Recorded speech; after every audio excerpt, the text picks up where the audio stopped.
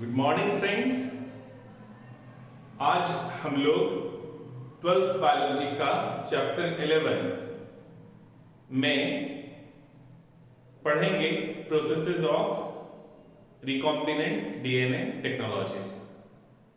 यानी recombinant DNA technology में कौन कौन सा प्रोसेस हम लोग करते हैं। इसके पहले हम लोगों ने पढ़ा है tools of recombinant DNA technology के बारे में, जिसमें आपने पढ़ा रेस्ट्रिक्शन एंजाइम्स के बारे में, फिर आपने पढ़ा डीएनए लाइगेज के बारे में। उसके बाद हम लोगों ने वहां पे अगारोस जेल इलेक्ट्रोफोरेसिस भी देखा था, ठीक है। उसके बाद आपने क्लोनिंग फैक्टर्स के बारे में पढ़ा और उसके बाद ट्रांसफॉर्मेशन यानी कंपिटेंट होस्ट सेल्स कैसे बनाते हैं उसके बारे में पढ़ा। तो जो भी रिक्वायरमेंट था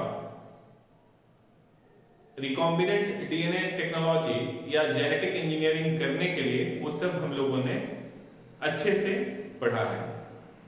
मैं आपसे ये रिक्वेस्ट करूंगा कि आप मेरे वो जो पिछले कुछ वीडियोस हैं, हालांकि सभी वीडियोस बहुत बड़े बड़े हैं, 2-2 घंटे के हैं 3 वीडियोस, लेकिन मैं आपसे बता रहा हूं यदि आप वो सुन लेंगे तो आपका पूरा बायोटेक्नोलॉजी, ठीक है, एकदम क्रिस्टल क्लियर हो जाएगा। आपको समझने में कोई परेशानी नहीं आएगी। और ये मेरा आपसे चैलेंज है कि यदि आप वो पढ़ लेंगे, उस वीडियोस को आप सुन लेंगे, देख लेंगे, तो आपका एक भी क्वेश्चंस ना बोर्ड एग्जाम्स में छूटेगा, ना आपके नीट एग्जामिनेशंस में छूटेंगे, या कोई भी एग्जाम हो, या जब आप 10 दोस्त मिलेंगे और जब आप डीएनए टेक्नोलॉजी के ऊपर में, रिकॉम्बिनेंट डीएनए टेक्नोलॉजी के ऊपर में या जेनेटिक इंजीनियरिंग के बारे में जब आप बात करेंगे तो आपको कोई भी कंफ्यूजन नहीं होगा और आप आराम से डिस्कस कर पाएंगे। तो फाइन, अब हम लोग स्टार्ट करेंगे प्रोसेसेस ऑफ डीएनए टेक्नोलॉजी, ठीक है, processes of recombinant DNA technology, और आप उसी को कहते हैं जेनेटिक इंजीनियरिंग। तो देखो, आप जब भी हम लोग बायोटेक्नोलॉजी या रिकॉम्बिनेंट डीएनए टेक्नोलॉजीज या जेनेटिक इंजीनियरिंग का यूज करते हैं, ठीक है, तो कोई ना कोई तो पर्पस होगा। तो अभी तक तो हम लोग देख रहे थे एक जीन से बहुत सारा जीन बनाना है, यदि उसी जीन का, ठीक है, बहुत सारा कॉपीज बनाना है, तो हम लोग जेनेटिक इंजीनियरिंग के हेल्प से, जिसको हम लोग डीएनए क्लोनिंग भी कहते हैं, ठीक है, इसी को क्लोनिंग भी कहते हैं हम लोग, डीएनए क्लोनिंग भी कहते हैं। तो उसके हेल्प से बहुत सारे कॉपीज आप एक पर्टिकुलर डीएनए स्ट्रेच का प्रोड्यूस कर सकते हो। तो ये हुआ, लेकिन आखिर एक जीन का बहुत सारा कॉपी बना रहा है तो उसका भी तो कोई पर्पस होगा। तो अल्टीमेट एम जो होता है ना, किसी भी बायोटेक्नोलॉजिकल कह लो या डायरेक्टली हम लोग कहेंगे जेनेटिक इंजीनियरिंग या रिकॉम्बिनेंट डीएनए टेक्नोलॉजीज या जस्ट रिकॉम्बिनेंट टेक्नोलॉजीज, तो रिकॉम्बिनेंट टेक्नोलॉजीज का अल्टीमेट एम होता है ना, वो होता है डिजायरेबल प्रोटीन, यानी कोई पर्टिकुलर प्रोटीन में आपको इंटरेस्ट है। मान लिया हम लोग को आपको पता है कि बहुत सारे लोग वर्ल्ड में डायबिटीज से सफर कर रहे हैं, और पहले के वीडियोस में आप देखिएगा, उसमें भी हम डिस्कस किए हैं। तो हम लोग जो भी डायबिटिक पर्सन होता है उसको इंसुलिन बाहर से इंजेक्ट करना होता है, और वो इंसुलिन पहले हम लोग कहां से लाते थे, कैटल से या पिग से, ठीक है, या गोट से भी ले सकते हैं, लेकिन यूजुअली कैटल और पिग का ही लोग यूज करते थे। लेकिन निकालते कैसे थे, स्लाफ्टरिंग करके उसका, ठीक है। तो हम आपसे बताए थे, एक तो इतने लोग डायबिटीज हैं कि यदि आप उनको इंसुलिन देने जाओगे तो बहुत सारे कैटल्स और पिग का स्लाफ्टरिंग करना होगा, उसको काटना पड़ेगा, मारना पड़ेगा, फिर भी उतने अमाउंट में नहीं मिलेगा। दूसरी बात, हम लोगों का जो इंसुलिन है, जो ह्यूमन इंसुलिन है, वो डिफर करता है बोवाइन इंसुलिन से, यानी जो कैटल से आप लेते हो उसको बोवाइन इंसुलिन कहते हो। पिग इंसुलिन से, यानी जो इंसुलिन आप पिग से लेते हैं उसको पोर्साइन इंसुलिन कहते हैं, उससे डिफर करता है और उतने अमाउंट में मिलता भी नहीं है। तो रिकॉम्बिनेंट डीएनए टेक्नोलॉजी से हम लोग इंसुलिन बना सकते हैं, ठीक है। तो यहां पे हमारा एम क्या हो गया, हमारा डिजायरेबल प्रोटीन कौन सा हो गया, इंसुलिन, ठीक है। तो इंसुलिन जो बाहर में हम लोग प्रोड्यूस करेंगे, बैक्टीरिया के अंदर में जो प्रोड्यूस करेंगे, ठीक है, तो वो प्रोड्यूस करने के लिए कौन कौन सा स्टेप करना पड़ेगा, कौन कौन सा स्टेप करना पड़ेगा। तो सबसे पहले क्या करना पड़ेगा, जैसे ह्यूमन इंसुलिन को हम लोग कहां प्रोड्यूस करना चाह रहे हैं, एस्केरिचिया कोलाई में, एक बैक्टीरिया में, ठीक है। पहले 5 मिनट हम लोग समझ लेते हैं, फिर एनसीईआरटी बुक पे चले जाएंगे, ठीक है। आप यदि ये 5 मिनट समझ गए तो आप आराम से पूरा का पूरा 5 मिनट में समझ जाओगे। तो कौन कौन सा प्रोसेस हम लोग को, और बेटर हम लोग कर सकते हैं स्टेप्स ऑफ जेनेटिक इंजीनियरिंग और रिकॉम्बिनेंट डीएनए टेक्नोलॉजी, प्रोसेसेस के जगह पे हम लोग स्टेप्स भी कर सकते हैं, ठीक है। तो कौन कौन सा स्टेप करना पड़ेगा, तो सबसे पहले देखो आप, हम लोग को क्या बनाना है, ह्यूमन इंसुलिन। तो ह्यूमन इंसुलिन जो जेनेटिक इंजीनियरिंग से बनाया जाता है उसका क्या नाम है, इससे ह्यूम लेते हैं, इससे उलिन लेते हैं और मिलकर बन गया ह्यूम्यूलिन। ह्यूम्यूलिन क्या है आपका, human insulin produced by एस्केरिचिया coli for humans, ठीक है, बाय जेनेटिक इंजीनियरिंग मेथड्स। तो ये हम लोग को बनाना है, कहां बनाना है, बैक्टीरिया में।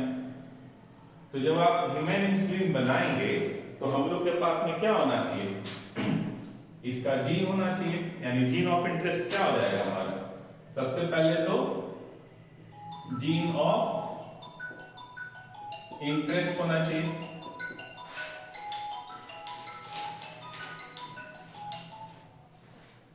ठीक है, जीन ऑफ इंटरेस्ट होना चाहिए।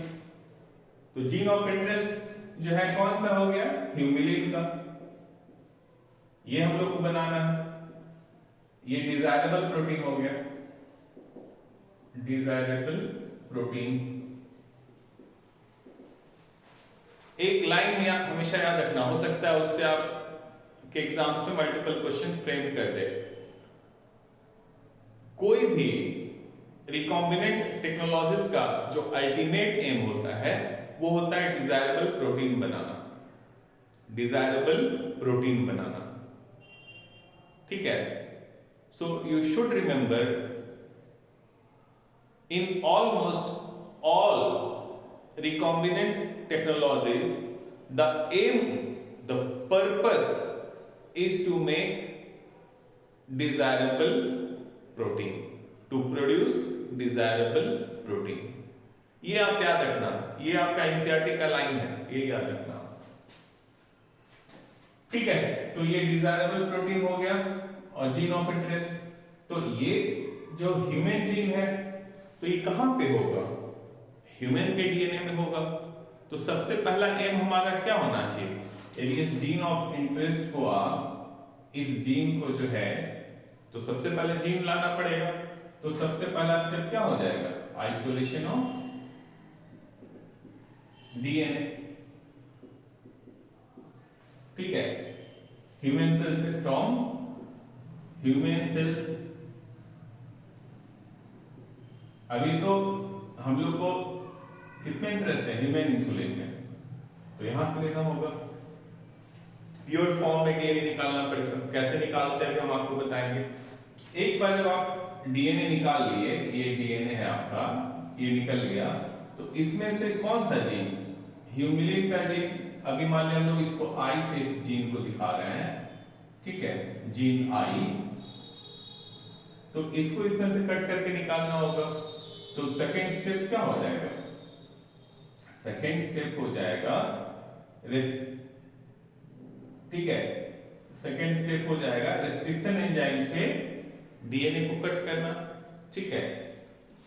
सेकेंड स्टेप हो जाएगा फ्रेगमेंटेशन, यानी कट करोगे ना आप उसको, फ्रेगमेंटेशन।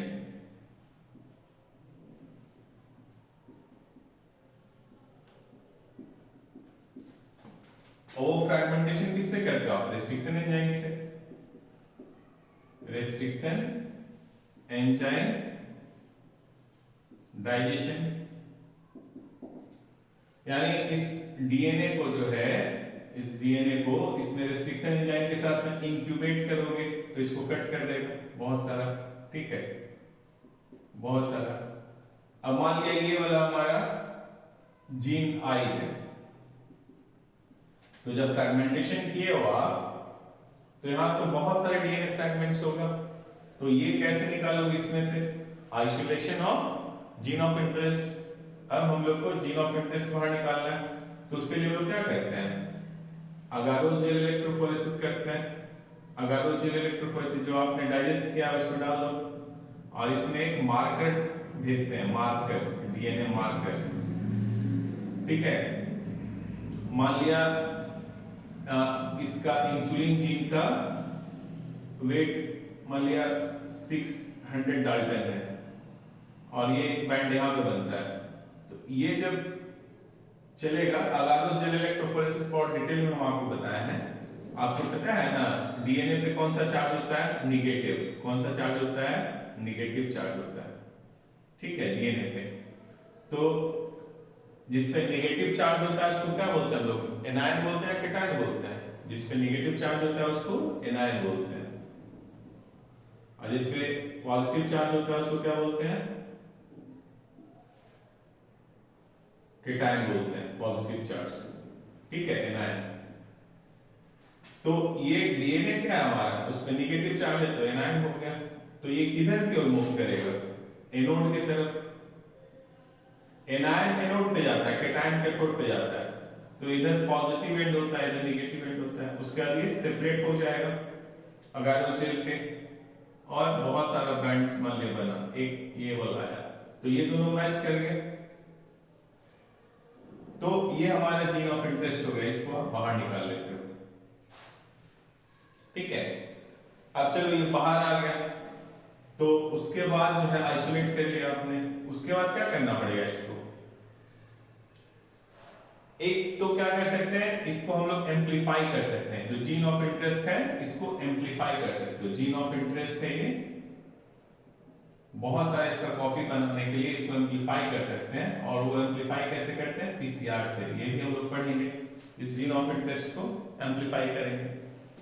उसके बाद जो ये जीन ऑफ इंटरेस्ट है उसको क्या करेंगे? Linking of gene of interest, gene of interest with cut vector, यानी जिस रेस्ट्रिक्शन एंजाइम से आपने इसको कट किया है डीएनए को gene of interest find out करने के लिए, उसी से क्या करते हैं हम लोग? इस वेक्टर, ये सब पढ़ चुके हैं हम लोग, इस वेक्टर को भी कट करते हो आप। इस वेक्टर को कट करने पे आपको मिलेगा इस तरह का डीएनए। उसके बाद आप जीन ऑफ इंटरेस्ट, ठीक है, ये जीन ऑफ इंटरेस्ट जो है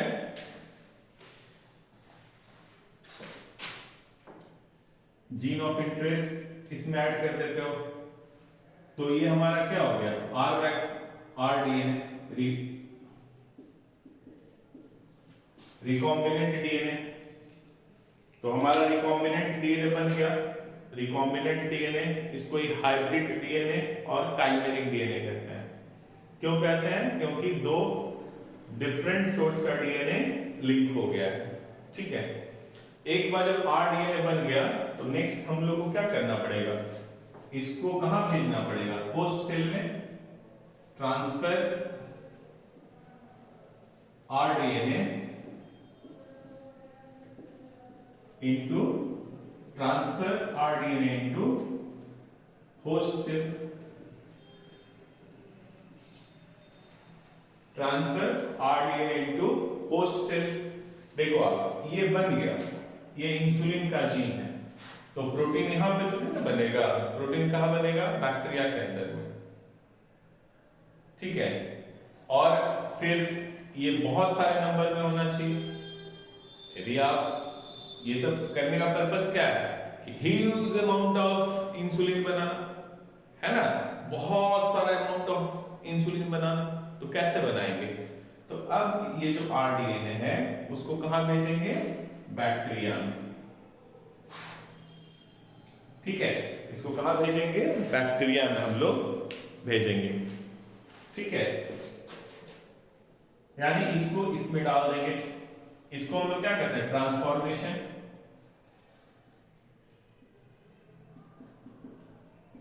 ठीक है। एक बार जब ये ट्रांसफॉर्म हो गया तो ये हमारा रेडी हो गया, ठीक है, ट्रांसफॉर्म इक्वलाई। अब इसको जो है ये बैक्टीरिया में जब आपने,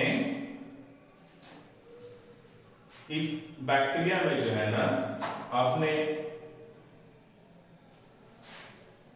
ट्रांसफॉर्म इसको कर दिया आपने, यानी आरडीएनए इसमें भेज दिया, तो यार एक या 100 बैक्टीरिया तो बहुत सारा अमाउंट नहीं ना बना पाएगा प्रोटीन का, क्या करना पड़ेगा, अब उसको बैक्टीरिया को ग्रो करवाना पड़ेगा।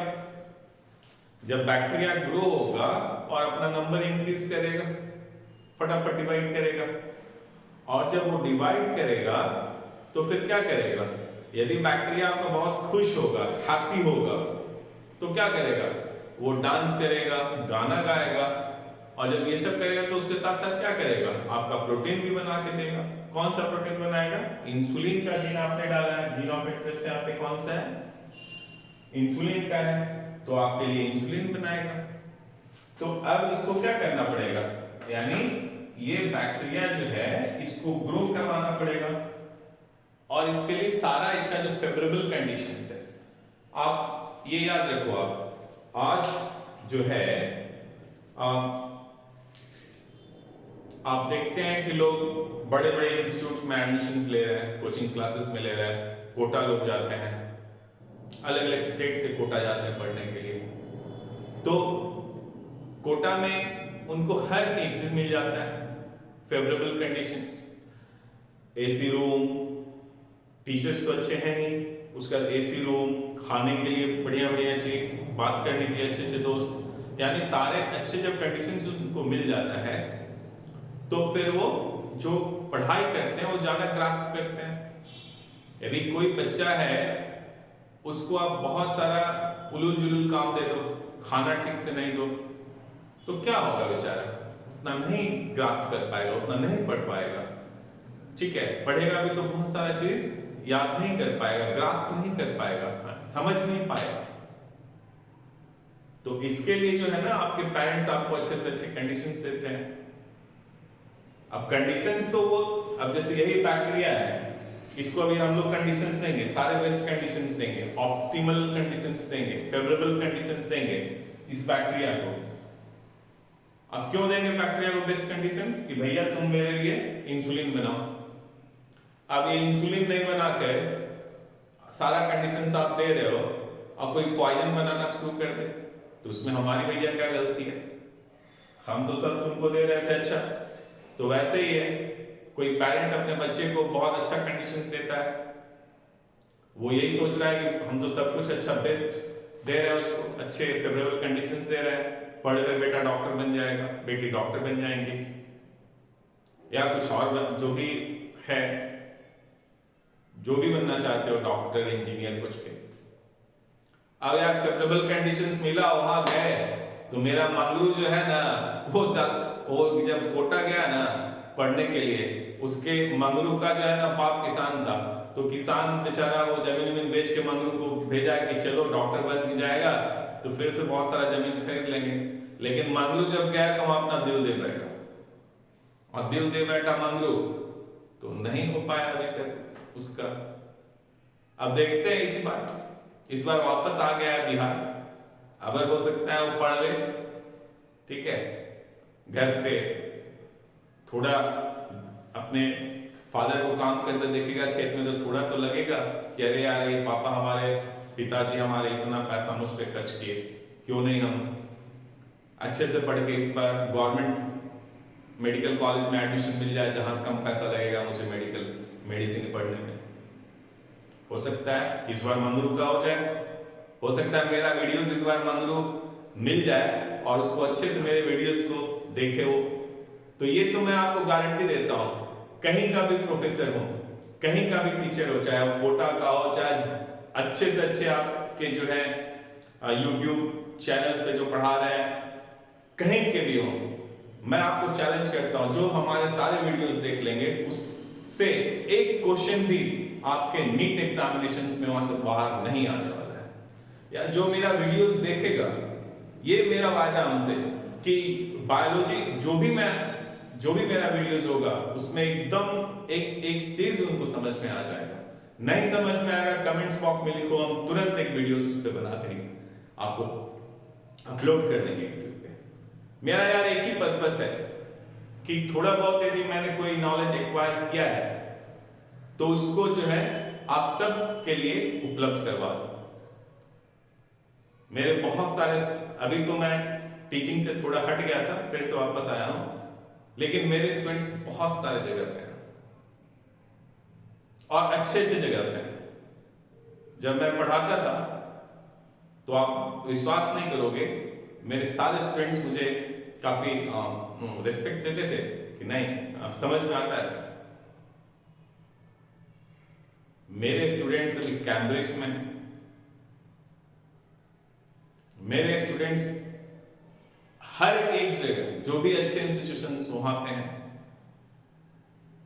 उसके बाद फिर मैंने थोड़ा सा टीचिंग से मैं हट गया, लेकिन वो जो है इंस्टिंक्ट जो है ना टीचर वाला, वो शायद है हम में, और इसलिए मैं जो है फिर से वापस, मुझे लगा चलो फिजिकली तो मैं नहीं पढ़ा पाऊंगा सामने से, ऑफलाइन मेरे पास शायद टाइम नहीं है, शायद मेरे पास बड़े शहर में रहने का अपॉर्चुनिटी नहीं है जहां पे मैं पढ़ा पाऊं, या मैं किसी कॉलेज या स्कूल्स में जाकर ना पढ़ा पाऊं। तब मेरे ख्याल में आया क्यों नहीं मैं भी यूट्यूब पे कुछ वीडियोस टूटे फूटे भाषा में इस तरह का जो है पहले तो यार ब्लैक बोर्ड कहते थे, तो व्हाइट बोर्ड हो गया, ठीक है। व्हाइट बोर्ड पे क्यों ना मैं आपके साथ शेयर करूं। कुछ थोड़ा सा डिफिकल्ट होगा, मुझे भी डिफिकल्ट होता है कि सारे जब मैं previous years multiple choice questions solve करवाता हूं तो मुझे सब लिखना पड़ता है। पर यार एक बात मैं बता देता हूं, जो व्हाइट बोर्ड का टीचिंग है वो बेस्ट टीचिंग है।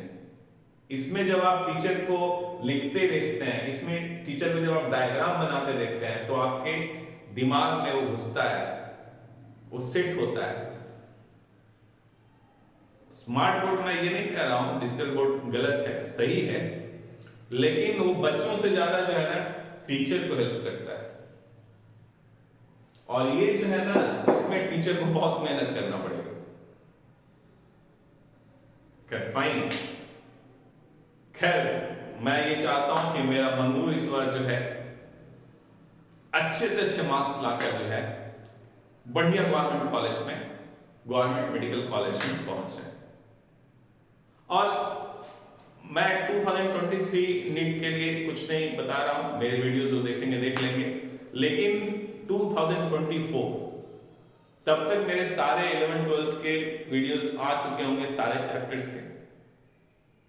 मैं खुद क्वेश्चंस खुद प्रिपेयर करूंगा, मल्टीपल चॉइस क्वेश्चंस, जो आपके लिए बहुत हेल्पफुल होगा, और हो सकता है वैसा ही क्वेश्चंस आपके एग्जाम्स में आ जाए। मुझे उसके लिए टाइम निकालना होगा और मैं आप लोगों के हेल्प के लिए श्योरली वो टाइम निकालूंगा यार। लेकिन कम से कम आप लोग भी कुछ हेल्प करो,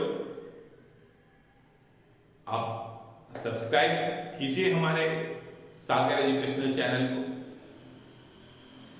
सागर एजुकेशनल, मेरा नाम है प्रेम सागर मिश्र, इसलिए मैंने सागर एजुकेशनल चैनल, बाया धुमाल भी हम उसको कहते हैं, क्योंकि बायोलॉजी जो है मन से मैं आपको पढ़ाऊंगा, प्रयास करूंगा कि आपको थोड़ी सी भी परेशानी नहीं आए। और यार बाकी जो है, जो जिस तरह से मैं हूं आपको एक्सेप्ट करना होगा, ठीक है। 2024 के लिए मैं आपसे पक्का कह रहा हूं, मेरे हर एक चैप्टर का वीडियो होगा और आप उसको सुनेंगे, आप उसको देखेंगे तो आपको सब समझ में आ जाएगा। दूसरी बात है, जो एनसीईआरटी है वो आपको मिनिमम नंबर ऑफ आवर्स, किसी भी चैप्टर के लिए मिनिमम नंबर ऑफ आवर्स दिया है, तो यही सोच के दिया है कि उतना में बच्चों को समझ में आ जाएगा। तो यदि 1 घंटा 1.5 घंटा में वन शॉट वीडियो आप देखेंगे तो क्या समझ में आएगा। ठीक है, लास्ट में वो समरी होना चाहिए कि हाँ ये मैंने पढ़ाया, ठीक है, हम भी आपको देंगे। वो वन शॉट वीडियो नहीं होगा, समरी वीडियो होगा, उसमें आएगा, ठीक है। तो फाइन, अभी हम लोग ये देख लेते हैं। तो हम आपसे ये कह रहे थे, आपके जो पेरेंट्स हैं, आपके जो माँ हैं, आपके जो पापा हैं, आपके जो अब्बू हैं, आपके जो भी हैं, फादर हैं, मम्मी हैं, वो आपको अच्छे से अच्छे कोचिंग में, अच्छे से अच्छे हॉस्टल में, अच्छे से अच्छे सिटी में इसलिए रखते हैं क्योंकि आपको अच्छा से अच्छा कंडीशन मिले। तो वही सारा वैसा है, जब आप इस बैक्टीरिया का जो फेवरेबल कंडीशंस है, आप वो यदि बैक्टीरिया को प्रोवाइड करोगे तो बैक्टीरिया फास्ट ग्रो होगा और जो प्रोटीन में आपको इंटरेस्ट है वो प्रोटीन आपको वो बना के देगा। तो अगला जो हो जाएगा इसके बाद, जब आप देखोगे कि हम लोग एक फर्मेंटर ले लेते हैं, ठीक है, और इस फर्मेंटर में जो है ना, डिटेल में हम लोग बाद में देखेंगे, ये फर्मेंटर है। फर्मेंटर को और हम लोग कहते हैं बायोरिएक्टर।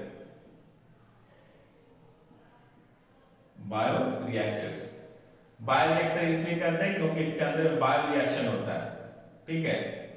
इंसुलिन बनना क्या है, बायो रिएक्शन है, सेल के अंदर में हो रहा है। फर्मेंटर इसलिए कहते हैं क्योंकि फर्मेंटेशन एक कॉमन वर्ड हो गया है, ठीक है। तो यानी जो माइक्रो ऑर्गेनिजम्स के द्वारा किया जाता था उसको कहते थे हम लोग, ये भी हम आपको बाद में बताएंगे, समझाएंगे क्या होता है, क्योंकि इससे रिलेटेड नहीं है, इसके उसमें डिटेल में नहीं जा रहा है। तो फर्मेंटर और बायोरिएक्टर, इसमें आप क्या करते हो ना, जो भी सेल्स हो या होस्ट सेल्स जो है, मान लिया एक ई कोलाई यहाँ पे है, तो ई कोलाई का जो भी फेवरेबल कंडीशंस है, यानी पीएच, टेम्परेचर, ऑक्सीजन, फिर खाने के लिए तो खाना पीना लोगे ना यार, तो मीडियम, ये सब इसमें ऑप्टिमम हम लोग देते हैं इसके लिए, ठीक है। तो इसको जो है ना, इसमें बैक्टीरिया फिर जो है, और इसमें इनोकुलम क्या है, थोड़ा सा अमाउंट, जैसे पहले इसको आप अगारोस प्लेट पे ग्रो करिए, ठीक है, या ब्रॉथ में ग्रो करिए, टेस्ट ट्यूब में, और वहां से थोड़ा सा इनोकुलम लेकर इसमें डाल दिए, मान लिया 1000 बैक्टीरिया इसमें डाल दिए। अब जो है ना वो मल्टीप्लाई करना चालू करेगा, बहुत सारा नंबर अपना बना लेगा, भर देगा इसको, और साथ में क्या कर रहा है, आपका प्रोटीन बना रहा है। प्रोटीन कहाँ बन रहा है, इसके अंदर में बन रहा है। प्रोटीन कहाँ बन रहा है, इसके अंदर में बन रहा है। ह्यूमुलिन, देखो आप जब ह्यूमुलिन हम लोग नेक्स्ट चैप्टर में पढ़ेंगे ना, तो हम आपको बता देंगे कि इंसुलिन जो है ना, दो चैन का होता है, तो दोनों चैन अलग अलग फर्मेंटर में हम लोग बनाते हैं, अलग अलग बैक्टीरिया में, ठीक है। फिर उसको साथ में लाते हैं तो साथ में वो ज्वाइन हो जाता है, वो बात में हम आपको बताएंगे। अभी सिर्फ ये समझो कि इंसुलिन इसके अंदर में आ गया, तो इस यहां पे जो होता है ना, इसको हम लोग कहते हैं फर्मेंटेशन, ठीक है, और इसको हम लोग कहते हैं स्ट्रीमिंग। क्या कहते हैं, स्ट्रीमिंग और स्ट्रीम, ठीक है, स्ट्रीमिंग।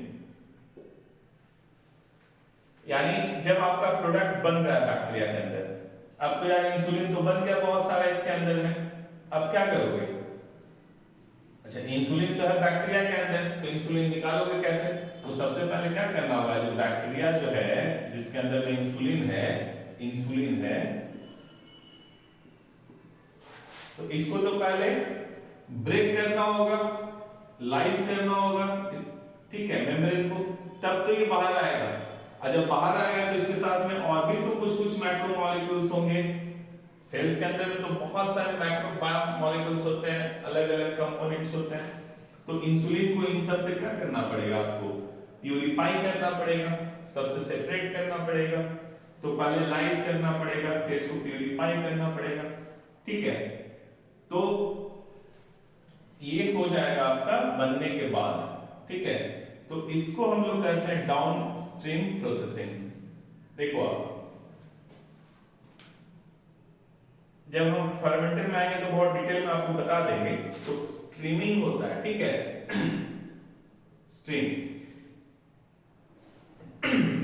यहां पे क्या होता है, हमारा प्रोडक्ट बनता है, तो इसके ऊपर जो होता है ना, इसके पहले क्या हो जाएगा, मीडिया बनाना, इसको स्टेराइल करना, फिर इनोकुलम डालना। तो ये सब प्रोडक्ट बनने के पहले का प्रोसेस है, उसको कहते हैं अपस्ट्रीम प्रोसेसिंग, अपस्ट्रीम प्रोसेसिंग। ये जो बन रहा है ना, वो स्ट्रीम है, फर्मेंटेशन है। तो इसके पहले आपको क्या करना पड़ेगा, मीडियम बनाना होगा। ये जो आपका वेसल्स है, जो आपका इक्विपमेंट है, उसको स्टेराइल करना होगा। उसके बाद जो आपने आरडीएनए बना के इसमें डाला था बैक्टीरिया में, तो ये इनोकुलम हो जाएगा, इनोकुलम डालना। तो ये सारा बनने के पहले का मेथड है, उसको अपस्ट्रीम कहते हैं। एक बार जब ये बन गया, सेल्स के अंदर में बन गया, तो इसको ब्रेक करना, यानी एक्सट्रैक्ट करना प्रोडक्ट को, जो प्रोडक्ट बना है उसको बाहर निकालना और उसको प्यूरिफाई करना, ठीक है, फिर पैकेजिंग करना। ये सब किस में आ जाएगा, ये बनने के बाद का प्रोसेस है, इसको कहते हैं डाउन स्ट्रीम प्रोसेसिंग। ठीक है बाबू, इतना समझ लो आप, बाद में हम आपको जब आप कहोगे तो और डिटेल में समझा देंगे। लेकिन डाउन स्ट्रीम प्रोसेसिंग में क्या होता है, जो डिजायर्ड प्रोडक्ट, जो इंसुलिन में आपको इंटरेस्ट है, उसको बाहर निकालते हो सेल से। तो जब निकालोगे तो बहुत सारा चीज रहेगा, तो उसमें से उसको प्यूरिफाई करना पड़ेगा। प्यूरिफाई हो गया, उसका प्यूरिफाई हो गया तो ऐसे नहीं भेज दोगे मार्केट में, उसको क्या करना पड़ेगा, उसका पैकेजिंग करना पड़ेगा, लेबलिंग करना पड़ेगा। तो ये सब जो है आपका आ जाएगा डाउन स्ट्रीम प्रोसेसिंग में। उसको प्रिजर्वेटिव, मान लिया प्रिजर्व करना है तो प्रिजर्वेटिव, तो जो भी है वो सब आ जाएगा डाउन स्ट्रीम प्रोसेसिंग में। इसके पहले का स्टेप अपस्ट्रीम और प्रोडक्ट बनने के बाद का प्रोसेस डाउन स्ट्रीम प्रोसेसिंग, ठीक है। तो ये तो आपको समझ में आ गया, ठीक है। अभी तक कोई डाउट है तो पूछ लो आप। यानी आप क्या देखे, आप processes of recombinant DNA technology. तो सबसे पहला स्टेप क्या हो जाएगा, पहला स्टेप क्या होगा, अच्छा ये स्पेसिफिक सीक्वेंस में होता है, ऐसा नहीं है आइसोलेशन ऑफ डीएनए, पहले डीएनए निकालोगे तभी आप फ्रेगमेंटेशन कर सकते हो, ठीक है। उस यानी एकदम स्पेसिफिक सीक्वेंस में चलेगा, ऑर्डर में चलेगा। तो पहला कौन सा है, आइसोलेशन ऑफ डीएनए, ठीक है।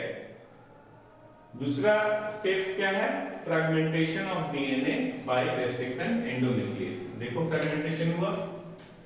थर्ड है isolation of A desired DNA fragment. यहां पे आप आइसोलेट कर रहे हो, कहां आइसोलेट कर रहे हैं आप, ठीक है, यहां पे आइसोलेट कर रहे हैं अगारोस जेल इलेक्ट्रोफोरेसिस के थ्रू। उसके बाद ligation of the DNA fragment into a vector. यहां पे देख लो आप, linking of gene of interest with cut vector. यहां पे आप डीएनए लाइगेज यूज करते हैं, क्या यूज करते हैं, डीएनए लाइगेज। तो डीएनए लाइगेज से हो जाएगा। उसके बाद है ट्रांसफरिंग द आरडीएनए। एक बार ये बन गया आरडीएनए तो क्या करेगा, होस्ट में डालेगा, transferring the rDNA into the host. इसी को हम लोग क्या करते हैं, insertion of DNA into the host cell, और इसको हम लोग कहते हैं ट्रांसफॉर्मेशन।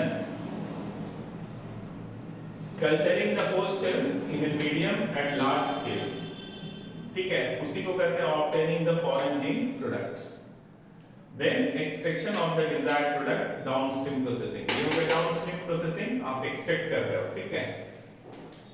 तो ये 7 स्टेप आप याद रखना, ठीक है। और ये भी ऑर्डर याद रखना है, पहले आइसोलेशन होता है, फिर फ्रेगमेंटेशन होता है, फिर आइसोलेशन होता है, तब लाइगेशन। ये ऑर्डर याद होना चाहिए बाबू आपको। ये ऑर्डर से आपके एग्जाम में, नीट एग्जाम में क्वेश्चन फ्रेम हो सकता है, इसलिए ये ऑर्डर आपको पता होना चाहिए कि सबसे पहले कौन आएगा, ठीक है। ये यू शुड रिमेंबर दिस। अब जब आप एनसीईआरटी बुक में आएंगे तो आइसोलेशन ऑफ डीएनए जो है वो आपके 11.31 में पढ़ना है। अब हम लोग स्टार्ट करेंगे इसको, ठीक है। वहां पे आप लिखा हुआ है जेनेटिक मटेरियल का आइसोलेशन, उसके बाद है फ्रेगमेंटेशन ऑफ, ये तीन जो है आपका फ्रेगमेंटेशन, आइसोलेशन एंड लाइगेशन, ये आपको पढ़ना है 11.32 में। उसके बाद देखो आप 11.33 है, वो पीसीआर के बारे में पढ़ना है आपको। 11.33 amplification of gene of interest using PCR. उसके बाद पढ़ना है transferring the rDNA into host, ठीक है, वो 11.34 है। आपको फर्मेंटर के बारे में पढ़ना है, जिसको बायोरिएक्टर भी कहते हैं। फर्मेंटर का ही नाम बायोरिएक्टर है। बायोरिएक्टर क्या होता है, एक वेसल होता है जिसमें आप सारा फेवरेबल कंडीशन, स्टेराइल कंडीशन में बैक्टीरिया को या होस्ट सेल को उपलब्ध करवाते हो, ठीक है, अवेलेबल करवाते हो, जहां पे वो ग्रो होता है और आपके लिए जो डिजायर्ड प्रोटीन है जो उसको सिंथेसाइज करता है। डिजायर्ड प्रोटीन को हम लोग कहते हैं रिकॉम्बिनेंट प्रोटीन। क्या कहते हैं, रिकॉम्बिनेंट प्रोटीन। यानी रिकॉम्बिनेंट टेक्नोलॉजीज को यूज करके जो प्रोटीन बनाएंगे उसको हम लोग कहेंगे रिकॉम्बिनेंट प्रोटीन। अभी मान लिया आपके एग्जाम्स में आ जाए, नीट के एग्जाम में, कि आइडेंटिफाई द रिकॉम्बिनेंट प्रोटीन, उसमें चॉइस में रहेगा इंसुलिन, ह्यूमुलिन, तो आप कंफ्यूज मत हो जाना, ठीक है। ह्यूमुलिन जो है वही होगा रिकॉम्बिनेंट प्रोटीन, इंसुलिन नहीं, ठीक है। ह्यूमन इंसुलिन बैक्टीरिया में जो बनाया गया उसका नाम है ह्यूमुलिन, ठीक है। तो आपको ये पढ़ना 11.35 में, डिटेल में हम लोग देखेंगे। फिर है extraction of the desired product और डाउनस्ट्रीम प्रोसेसिंग, ये भी हम लोग देखेंगे। तो फाइन, नेक्स्ट वीडियो जो हम लोग बनाएंगे उसमें हम लोग ये सारा स्टेप्स डिस्कस करेंगे। Okay, so thank you so much.